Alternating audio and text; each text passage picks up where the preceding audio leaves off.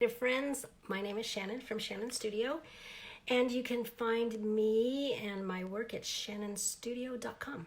So we are here to talk about creative life tips, and on Sunday we talk to creativity, maybe take it just a little bit different direction about creativity and a spiritual life. So also, I wanted to say today is National Tile Day. So when we did tile things the other day, it was because I forgot to tell you it was going to be National Tile Day today. I don't think there's anything we do to celebrate it. Okay, kind of cool that we can, look at tile. And I love tile, actually. I love tile. In fact, I learned how to tile from Rebecca, and she taught me how to tile, and then I tiled my kitchen, I tiled my other house. I've just tiled lots of places, and it is very cool to be able to tile. Let's see, we're going to talk about shorthand. So I don't know if you even know what shorthand is. A lot of people don't. I remember when I went to college, I was 17, went to college, and I would have liked to have studied psychology, but I wasn't paying for my college. My grandparents were, which was awesome. So when somebody else is paying for something, they have a say in what you do. So my grandpa wanted me to be a secretary. And because it had these skills, and back in the day in the 80s, and being my grandparents, they wanted a certain skill set for me that would be strong so that I could earn money, which is great. But the thing is that part of being a secretary included shorthand. And shorthand is this system of writing. You write with your hand, and it just takes abbreviations and symbols and these strokes that you write out, and a certain stroke means a phrase or a set of phrases, and so it takes, instead of writing everything out longhand that somebody's saying, so somebody's dictating to you, whether it's in an office or you're listening to a conference, so there's this dialogue going on, and you are writing the dialogue as close to word for word as possible. So they created in, I think, early 1800s, they created this system called shorthand, where you would learn all these little abbreviated strokes and symbols and everything, and then you would write it as it was going on, then go back and translate it. So take read the symbols that you wrote, and then write out the words longhand. And so this was called shorthand, and this was part of the day and it was going out slowly. Once you got tape recorders, it slowly down, but that was what it was for 100 years. That's how you got information that you were listening to. And and it was it was awful. I could not grasp it to save my life. It maybe o'clock in the morning of a class that I didn't want. So that was shorthand. And I think our equivalent today are emojis. Literally, you have little faces that represent words, and even like the laugh symbol, you have the little smile, you have the variations of the size of smile, then you get the wrinkly eyes with the smile, and then you get tears coming out, and then you get the rocked one where you're it's tilted sideways like you're laughing your head off. So all these variations give you a different meaning for communicating. And it's interesting because I remember when emojis first started coming out. Abbreviations like TBH, to be honest, and laugh out loud and all those things. And I remember when they first started coming out, it's like I didn't know what some of them meant, and it was a language that was foreign to me. It was like a foreign language. The whole idea is that being spiritual and having spirituality and having a spiritual life, there is a spiritual shorthand that goes on. The same thing that if you are not aware of it or understand it, you could be in the dark too. You could be clueless as to what's being said. You can't understand it. I mean, you can't understand what's going on. And I think I think before a lot of people read the Bible, read Scripture, they had a commonality in geographic areas. They had a commonality of what they believed.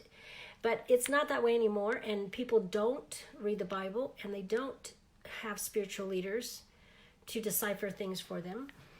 And so when things go on, when you don't have an understanding of God and the way he works, then some of the things he does, you're just going to be like, well, I don't understand this at all. This makes no sense to me.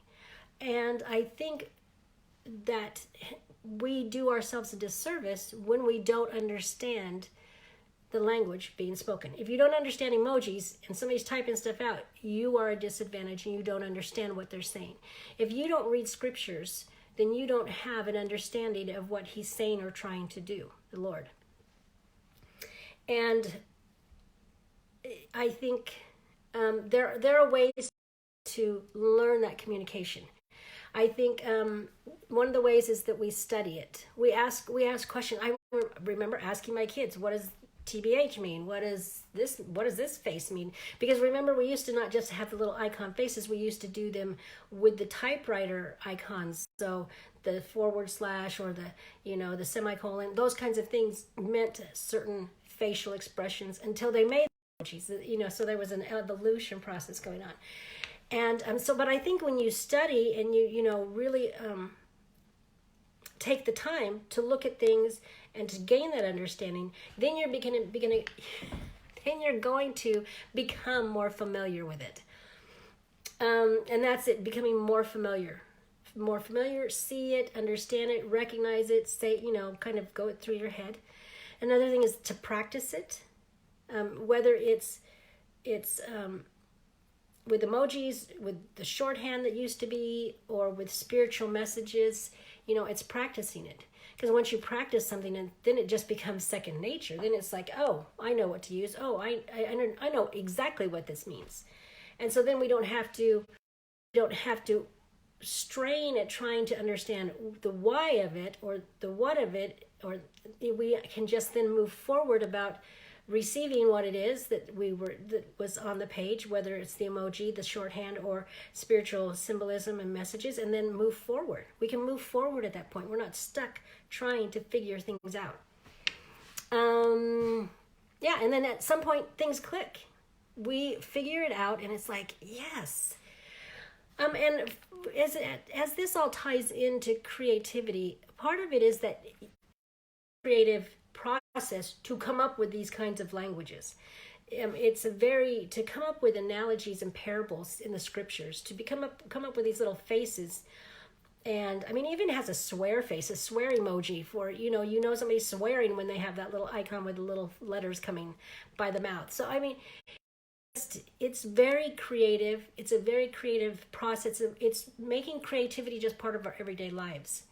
And I think we underestimate the creative process, and that there is an actual creative shorthand that goes on too, when we start to understand how it works. So if I have something that I need to do, I know I have to go through a certain process, and I know how to shorten that process, and I know things to do to make it happen because I've studied creativity, I've practiced it, I've had aha moments, and so it kind of just works for me, and then I can go and move forward.